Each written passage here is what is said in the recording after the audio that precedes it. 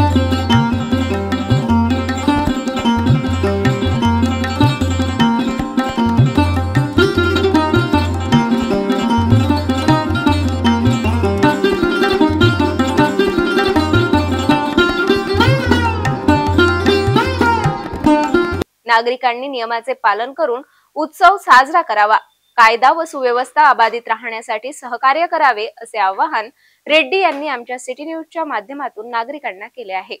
अमरावती शहरात सर्वत्र मोठ्या उत्साहात बाप्पांच्या आगमनाचा जल्लोष व्यक्त केला जात आहे आणि अमरावती शहरात कायदा आणि सुव्यवस्था अबाधित राहण्याकरिता पोलीस आयुक्त नवीनचंद्र रेड्डी यांच्या मार्गदर्शनात संपूर्ण पोलीस सुद्धा सज्ज आहेत। मात्र या व्यतिरिक्त आपल्या घरी सुद्धा बाप्पांचं आगमन व्हावं ही सर्वांचं मनोमानी इच्छा असताना पोलीस आयुक्त नवीनचंद्र रेड्डी यांच्या निवासस्थानी मोठ्या उत्साहात त्यांच्या कुटुंबाने बाप्पांच्या मूर्तींची प्राणप्रतिष्ठा केली। उत्सवामध्ये आज या ठिकाणी पूजा अर्चना सुद्धा करण्यात आली आहेत, आरती सुद्धा संपन्न करण्यात आली आहेत। सर, काय या ठिकाणी आपण शुभेच्छा द्याल आणि काय आवाहन कराल नागरिकांना? अमरावती शहरातील सर्व नागरिकांना गणेशोत्सवाच्या मी हार्दिक शुभेच्छा देतो।